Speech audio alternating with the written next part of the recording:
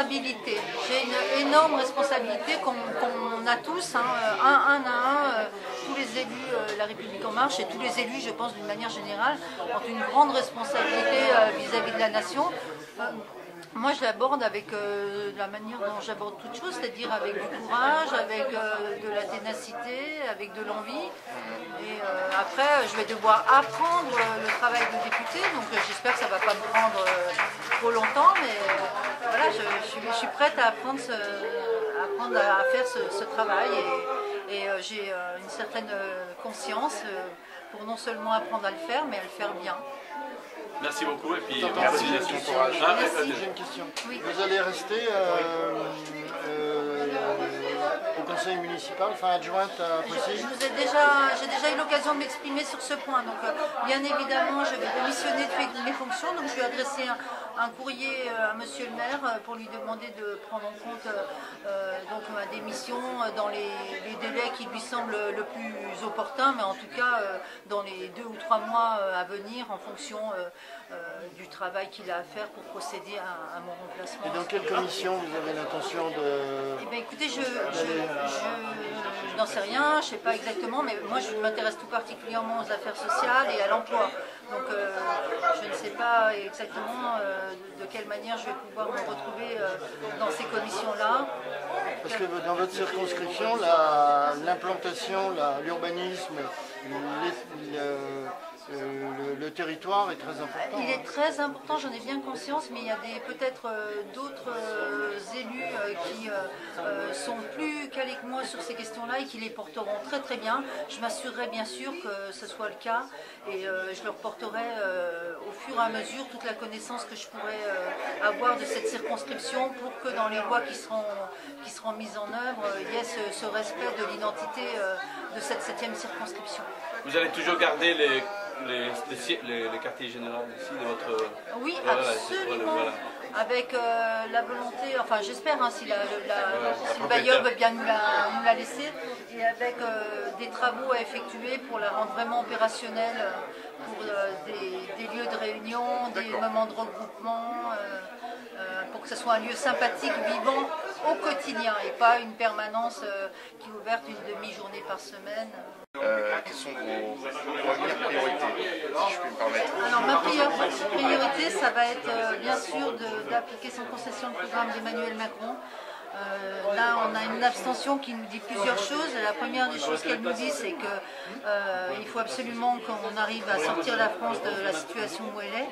Donc il faut aller très très vite sur la mise en œuvre de ce programme et je l'appliquerai de ma place, sans concession. Et la deuxième chose qu'elle nous dit, cette abstention, elle nous dit on n'y croit plus, bon, vous présentez quelque chose mais on n'est pas convaincu. Donc malgré tout le travail de terrain qui a pu être fait depuis 1 an par les marcheurs, tout ce travail de proximité, c'est pas encore suffisant pour réconcilier les Français avec la politique, avec leur politique. Donc à nous de poursuivre cet effort en mettant en œuvre en fait tous les moyens nécessaires pour restaurer cette démocratie. Est-ce qu'à un moment donné, vous avez eu peur que la tendance se renverse? À l'annonce des résultats nationaux, je me suis dit ça va être probablement plus serré qu'on ne pouvait le penser. Donc effectivement, il y avait peut-être une petite appréhension du résultat un peu plus importante que quelques heures avant, mais bon, peur, non, je ne vais pas parler de peur quand même, c'est un mot fort. Concrètement, il y a Conflans qui a largement voté pour vous, Oui. Presque toutes les communes ont voté pour vous, sauf Chanteloup-les-Vignes. Chanteloup, je crois que c'est du 50-50. Hein. Quasiment. C'est là où vous n'avez pas gagné, on va dire. Oui, je pense qu'il faut s'interroger sur ce qui se passe à Chanteloup, comprendre effectivement pourquoi on a ce résultat et plus qu'ailleurs, peut-être encore accentuer la proximité citoyenne, la relation citoyenne. Voilà, j'ai commencé effectivement à faire ce travail de terrain à Chanteloup. Je vais le poursuivre avec beaucoup de plaisir parce que je suis au cœur de mes compétences, de ma délégation. Donc je vais aller vraiment essayer de comprendre pourquoi une telle abstention à Chanteloup et pourquoi ce manque d'adhésion au programme d'Emmanuel Macron, qu'est-ce qui peut gêner, qu'est-ce qui peut bloquer, encore expliquer le programme.